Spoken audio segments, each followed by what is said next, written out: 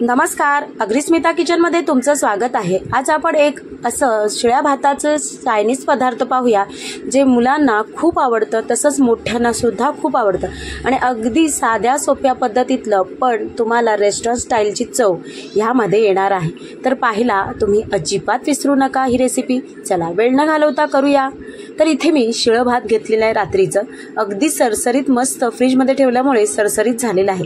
चिकटपणा जाण्यासाठी तुम्हाला जर का ताजं भात घेतलं तर ते थोडं फ्रीजमध्ये ठेवायचं आणि ते असं सुटसुटीत करून घ्यायचं। हे माझं रात्रीचं राहिलेलं भात आहे, त्याच्यापासूनच मी करणार आहे। तर इथे तेल टाकलेले आहे 2 टीस्पून।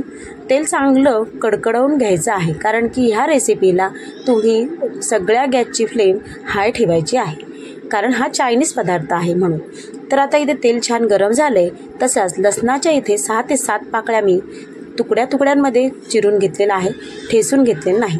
त्याचप्रमाणे अर्धा इंचाचा ते 1 इंचाचा आला घेतलेला आहे, त्याचे सुद्धा मी तुकडे करून घेतलेले। हाय फ्लेमवरती मस्त असे गॅसवरती हे तळून घ्यायचे आहेत, म्हणजे फ्राय करून घ्यायचे आहेत। कलर थोडंसं अगदी बदलते। आणि इथे मी कांद्याची पात घेतली होती, त्याचे जे कांदे असतात ना ते चिरून ह्यामध्ये मी टाकलेले आहे, ते सुद्धा मी ह्यामध्ये मस्त मिक्स करून घेणार आहे। पण तुम्ही हे जे करणार आहात त्यांना अजिबात गॅस कमी करायची नाही आणि कांदा नरम करून घ्यायचा नाही। आणि फरसबी आणि गाजर हा लवकर शिजत नाही, त्यामुळे मी अगोदर ह्याला 2 मिनटं किंवा 1 मिनटंसुद्धा चालेल चांगलं परतून घेतलेलं आहे। त्यानंतर इथे शिमला मिरची घेतलेली आहे, ती सुद्धा मी शिमला मिरची बारीक चिरून घेतलेली आहे। ह्याचा क्रंचनीसपणा राहण्यासाठी जास्त भाज्या शिजवायच्या नाहीत, म्हणजे सॉफ्ट होणार नाही। तर आता इथे मी पत्ताकोबीसुद्धा टाकलेली आहे। अगदी तुम्हाला चवीला आवडतील इतक्या तुम्ही व्हेजिटेबल ह्यामध्ये वापरू शकता। आणि सोया सॉस टाकलेला आहे, त्यामध्ये मीठ असतोच।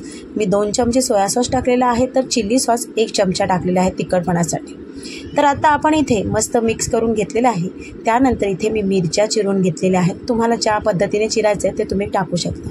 आणि ह्यामध्ये टाकलेली आहे काली मिरी, जी काळ्या मिरीने सुद्धा थोडंसं ह्या राईसला छान अशी चव आणि तिखटपणा येईल। आणि इथे मी कॉर्न जे आहेत ते उकडून घेतलेले आहेत आणि ते त्यामध्ये टाकणार आहे।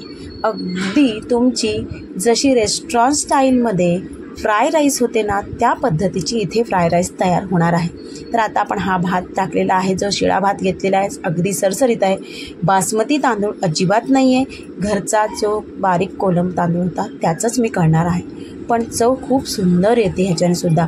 तुम्हाला रेस्टॉरंटमध्ये जायला अजिबात तुम्हाला आवडणार जेव्हा तुम्ही हा घरी कराल आणि घरीच खाल, अगदी कमी खर्चात आणि चवीला अगदी रेस्टॉरंट स्टाईल।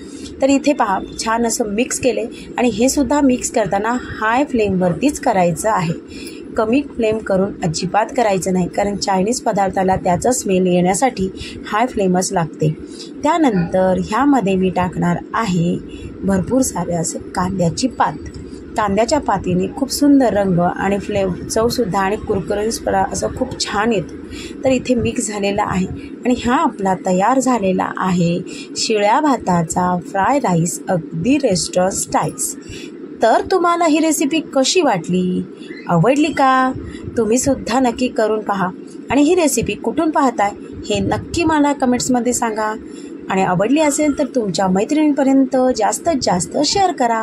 चॅनलला अजून सबस्क्राईब केलं नसेल तर नक्की करा। साईडची बेल आयकॉन दाबा, म्हणजे नवीन येणारे नोटिफिकेशन तुमच्यापर्यंत पोहोचतील आणि नवीन रेसिपीज तुमच्यापर्यंत लगेच येतील। तर असेच मस्त का स्वस्त राहा आणि माझ्या रेसिपी पाहत राहा। धन्यवाद ही रेसिपी पाहिल्याबद्दल। Bye bye.